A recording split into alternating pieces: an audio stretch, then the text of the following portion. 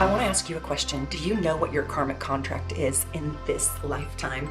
Do you know the meaning of your life? Why were you born? Well, I'm going to walk you through it, and I'm going to walk you through all 12 signs. What is your karmic contract? So don't just listen for your sun sign. I want you to also listen for your rising sign, your south node, your north node, and your moon sign. It is absolutely fascinating. So let's dive right in with Aries. So Aries has a karmic contract of learning how to become ferociously independent. Aries is here to learn how to not care what other people think and to go their own way, blaze their own trail in a sense, and to develop the confidence and the courage to stand in their own power. Aries is about separateness from the collective. If you have a lot of Aries in your chart, your karmic contract, a big chunk of it is around finding the courage to be boldly and bravely you.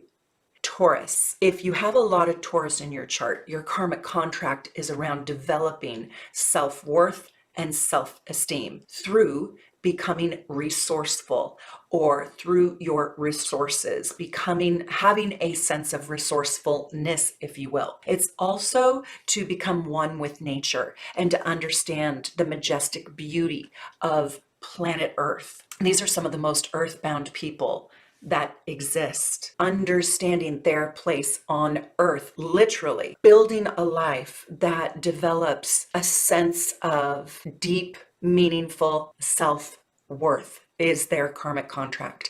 Gemini, your karmic contract is to master the art of communication and the mental process, to become knowledgeable and smart, to learn all there is to learn, and to organize the data. Cancer, you're here to learn unconditional love, like a mother's love. You're here to learn how to nurture and take care of self and others. So this is a lot of self-love too, to learn how to bond in this lifetime. Leo, you are here for deep creative self-expression.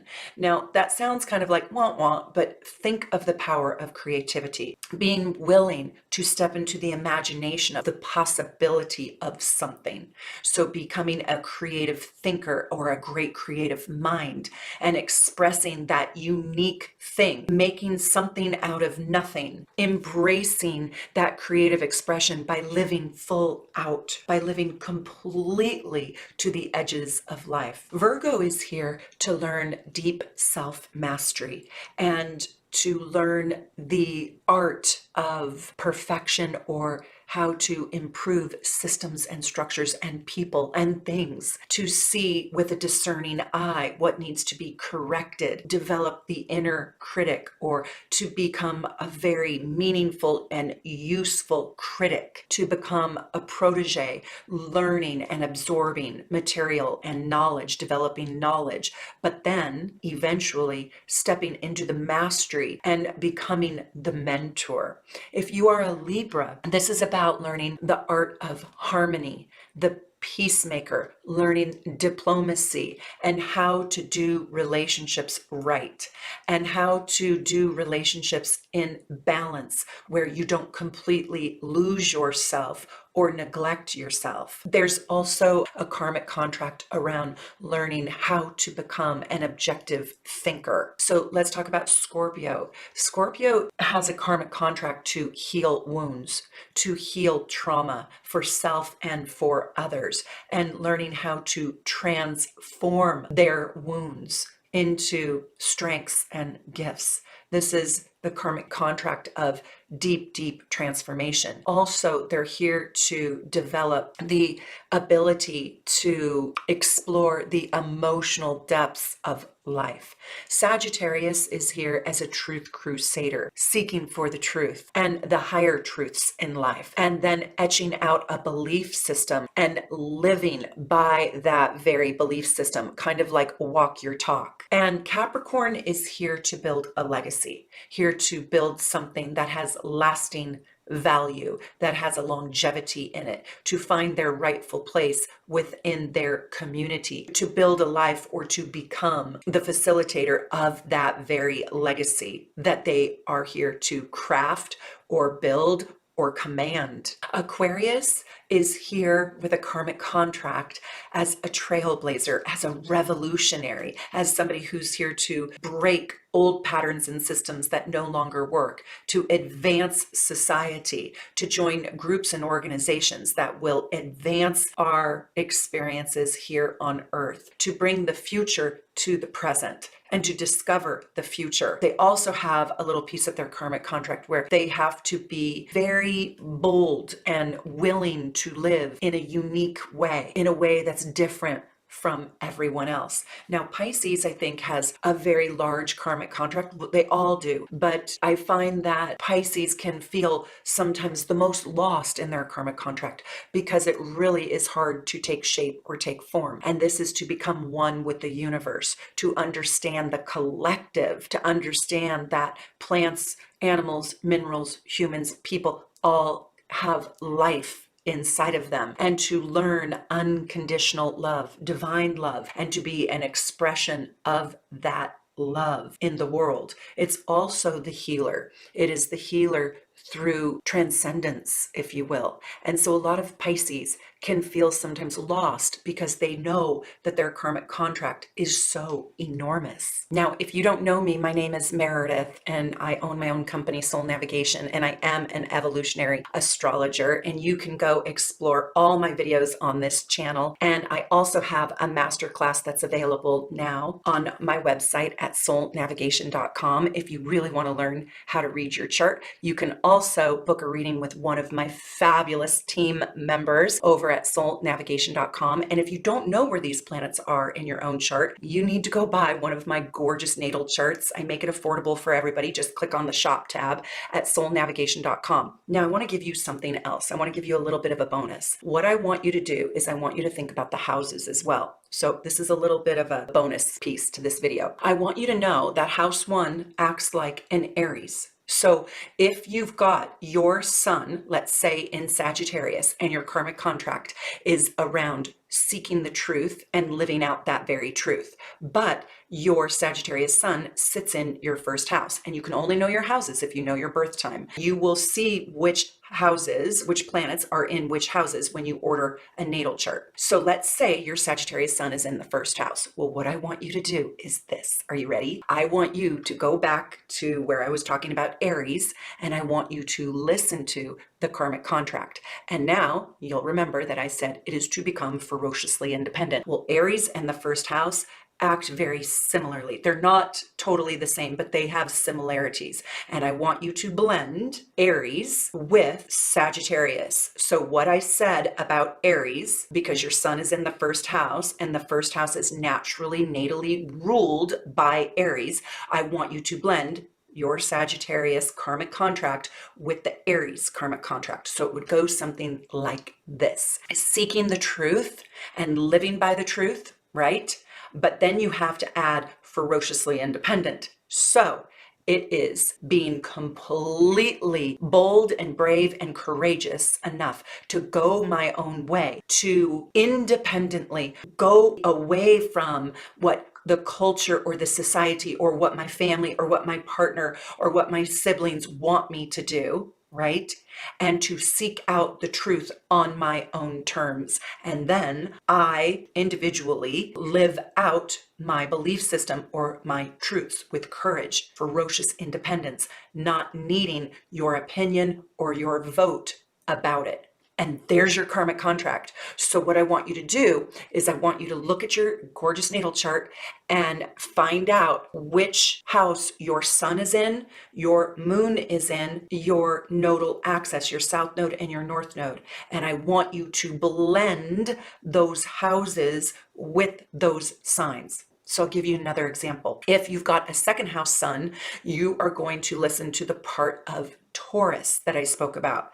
Learning self-esteem is the second house. So learning self-esteem is going to be a piece of your karmic contract. So let's say you have a Scorpio sun in the second house. How would you blend those two things? Well, you're going to blend what I said about Taurus and what I said about Scorpio. So learning self-esteem and self-worth, feeling I am worthy, I am of value, I have resources, I develop resources around what?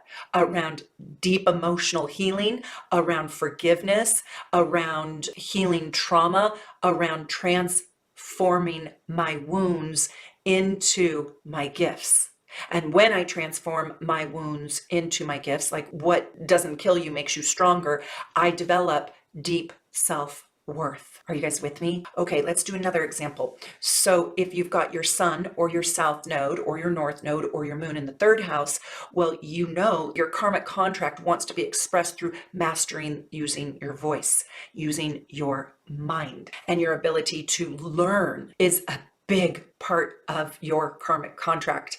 Being open-hearted, open-minded enough to constantly learn is a big, big piece of that. So let's say you've got a Capricorn sun in the third house. Well, then you're supposed to build a legacy around everything that you have learned, and you're supposed to build a legacy by using your voice. So maybe you'll become a motivational speaker building a Tony Robbins empire, right? The fourth house is ruled by Cancer, and we talked about that being a mother's love, nurturing, forming bonds, having a respect, I didn't say this but I should have, for family, really understanding and mastering what it means to build family, grow family, and love family, unconditional love. So let's say you're an Aquarius, but it's in the fourth house. Well, gosh, what does that look like? So Aquarius is probably learning a new kind of love, right? How can I improve upon? How can I advance what parenting looks like?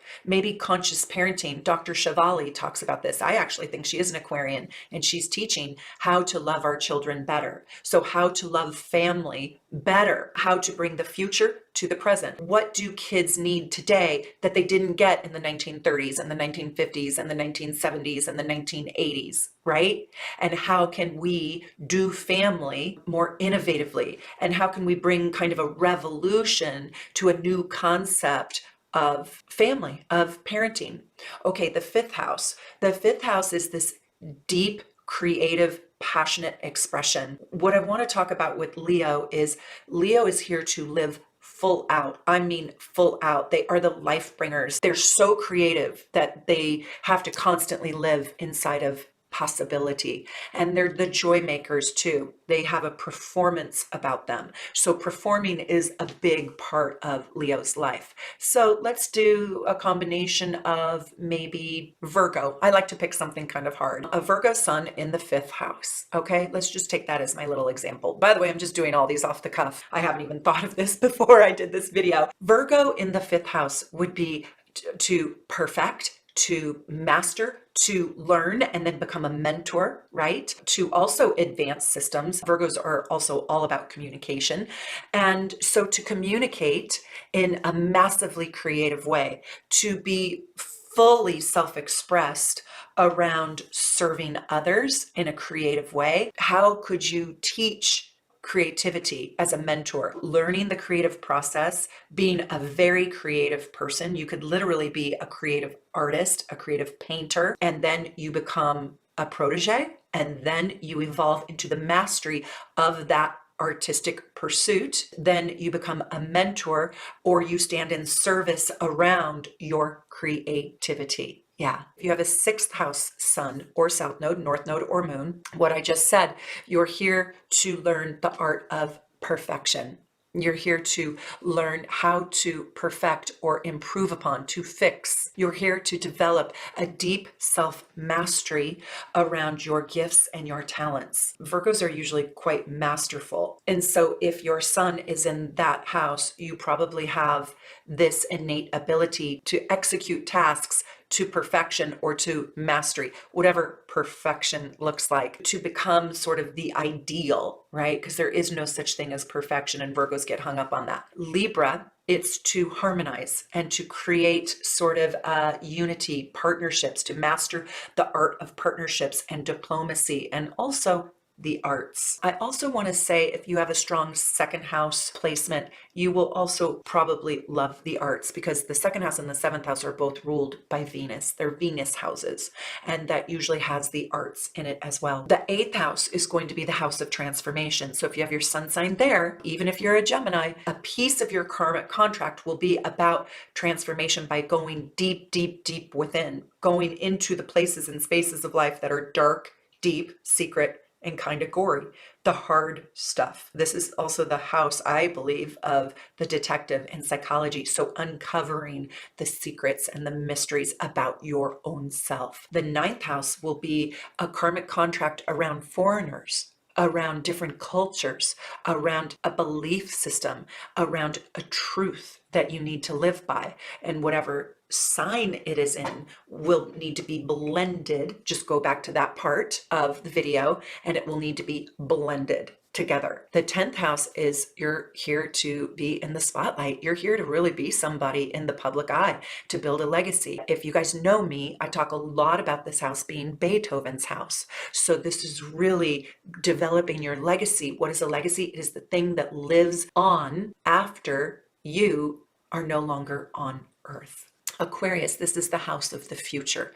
This is the futuristic house. This is where you are going to want to work with like-minded groups or sects or society. This is a team building house, if you will, but it is of like-minded souls that are willing to see life outside of the box. This is bringing very innovative, unique perspectives to your life, and to sort of challenge people to embrace doing things differently, kind of breaking the mold. And the 12th house, if you have planets there, this is deeply spiritual. This is becoming one with the universe. And this is going to be a very expansive, large contract. This is one of the largest houses in the zodiac. The 9th house and the 12th house have the most vast landscape, if you will. Understanding divine love, God's love, spirituality, becoming one with all living things, universal love, unconditional love, and becoming an expression of angelic love. I